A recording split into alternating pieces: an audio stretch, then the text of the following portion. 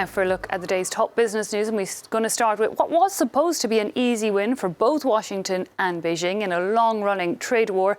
A preliminary agreement, however, has seen the stakes rise in recent days. Brian Quinn is here to tell us more. Brian. Well, Eve, it was built as a phase one trade deal to ease tensions after 16 months of mounting tariffs, but it's turning out to be a bit more complicated than either side bargained for.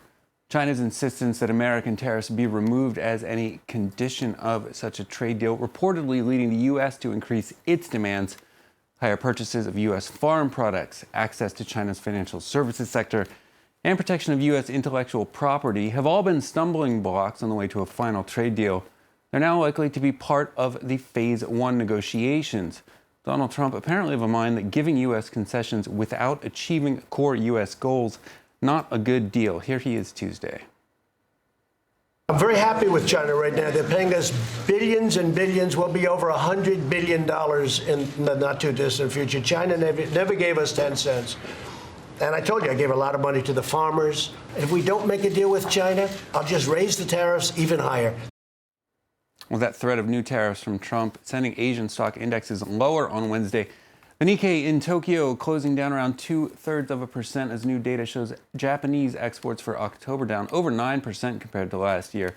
Chinese indexes losing ground despite a new interest rate cut from the country's central bank. Hong Kong and Shanghai each off just over 0.75%. The Kospi in Seoul closing down 1.3% as Samsung shares take a big hit there. Next, EasyJet says it claims to be officially carbon neutral. The British budget carrier will be offsetting its own carbon footprint, essentially donating money to environmental projects. It's the first major carrier to make such a move, but activists are less enthusiastic. Delano D'Souza reports. British budget airline EasyJet says it's giving customers what they want. It claims to have become the first major carrier to achieve net zero emissions across its entire network by offsetting its own carbon footprint. EasyJet plans on compensating for each ton of carbon dioxide emitted from jet fuel by ensuring there is 1 ton less in the atmosphere. They will be contributing to renewable energy and deforestation programs which plant trees. The endeavour will cost the airline €29 million in 2020. While the company's chief executive acknowledges this isn't the perfect endgame, he says it's a solution at hand. We recognise that offsetting is only an interim measure, but we want to take action on our carbon emissions now. By offsetting, we are doing more than any major airline in the world.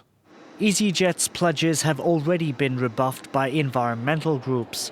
Greenpeace has accused the company of jumbo-sized greenwashing while questioning if offsetting schemes work at all. Global concerns over climate change have many questioning the use of air travel.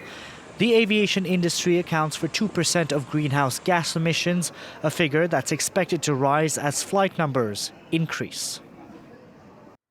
To Australia next, where financial regulators say the country's second largest bank has broken anti-money laundering and counter-terrorism finance laws.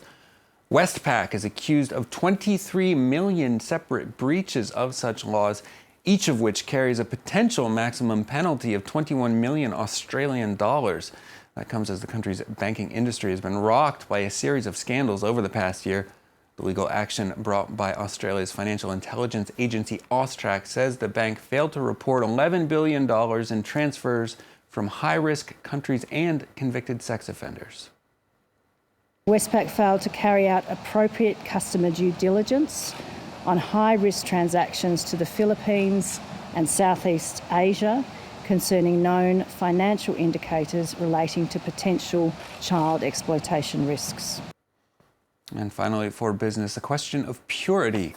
Burger King's Impossible Whopper, made with the plant-based burger patty from Impossible Foods, is marketed as 100% Whopper, 0% beef. But a lawsuit filed this week in the U.S. state of Florida says that's not enough. The plaintiff is suing the fast food chain for not disclosing that the supposedly vegan burgers are cooked on the same grills as their beef counterparts. Burger King says a microwave option is available for those purists who order the Impossible Whopper. Could have been worse, though. Earlier this year, the company was forced to apologize after a Brooklyn location was found to have been delivering beef Whoppers to Impossible Whopper customers on the Seamless app due to a technical glitch. Eve, I had a couple of these in America. They are surprisingly beef-like, I've got to say. You might not know if you had gotten one or the other. Yeah, I'd be all for it. I have to say the microwaving of a burger, though, appeals slightly less. You're already at Burger King. Just eat it off the grill, whatever. Brian Quinn, thanks a lot for that business update.